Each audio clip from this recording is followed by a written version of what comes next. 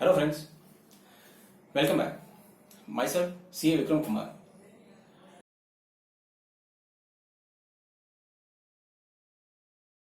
Today I will be discussing about various due dates for the month of June 2020 on the following.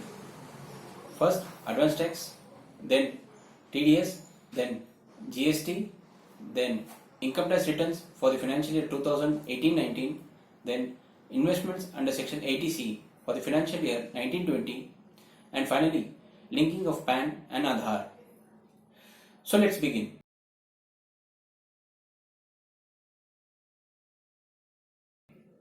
First, advance tax.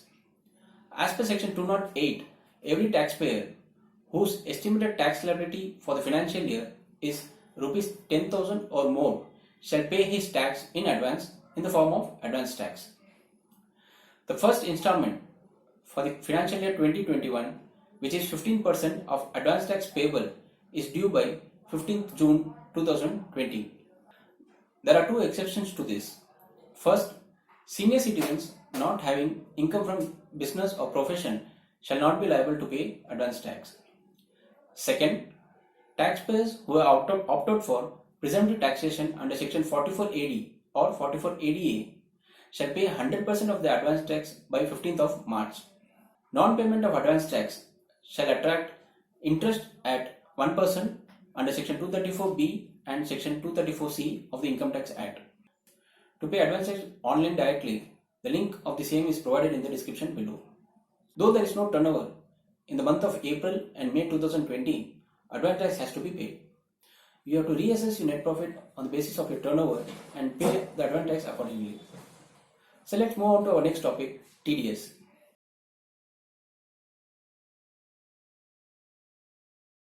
TDS is applicable for taxpayers who are liable for tax audit under section 44AB. TDS payment for the month of May 2020, the due date is 7th June of 2020. During this pandemic period, government has announced various relief measures from 13th of May 2020. One of those relief measures is reduction in TDS or TCS rates by 25% for non-salary tax payments. For example, TDS for rent is 10%. So the new rate will be 10% minus 25% of 10%, which is 7.5%. The new rate will be applicable from 14th May of 2020 till 31st March 2021. For the financial year 2019-20, the TDS return for quarter 4 has been extended till 30th June 2020. Failure to file TDS return within the due date shall attract late fee of rupees 200 per day. Penalty amount shall not exceed your TDS amount. To make TDS payment online, the link has been provided in the description below. Let's move on to our next topic, GST.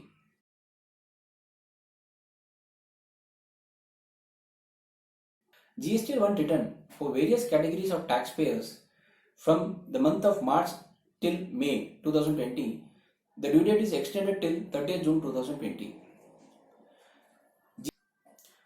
The only important point is non-payment of tax by taxpayers having turnover of more than rupees 5 crores shall attract interest at 9% from the 15 days after the original due date. That is, for April 2020, the original due date is 20th May 2020. So 15 days from 20th May 2020, which is June 5th 2020. So till June 5th 2020, there will be no interest. After that, 9% interest will be charged. No late fee shall be applicable if the GST return is filed within the new due dates. Let's move on to our next topic.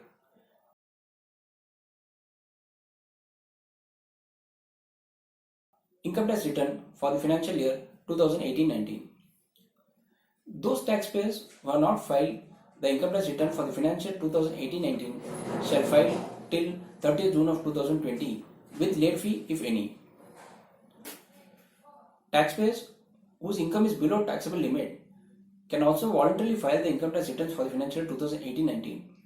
The benefit would be, if they want to avail housing loan, they have to submit 3 years IT returns. If they file the return of 2018-19, they can submit 3 years return in the next year.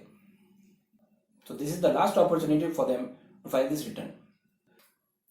Let's move on to our next topic, investments under Section 80C for the financial year 2019-20.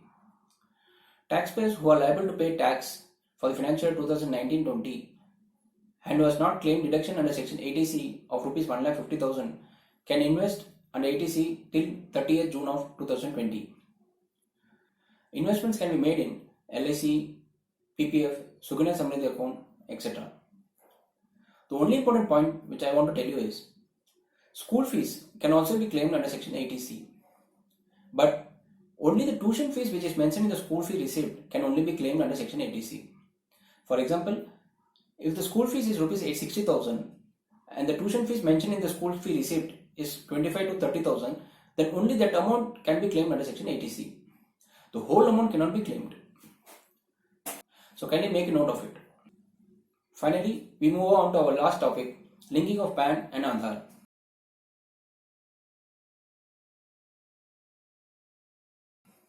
It is mandatory to link your PAN and Aadhaar by 30th June of 2020. If you don't link your PAN and Aadhaar, your PAN shall be deactivated. To link your PAN and Aadhaar and to check the status of PAN and Aadhaar, the link has been provided in the description below. Finally, we come to an end. Hope you find this video more informative. Till we meet again, myself C.A. Vikram Kumar signing off. Thank you.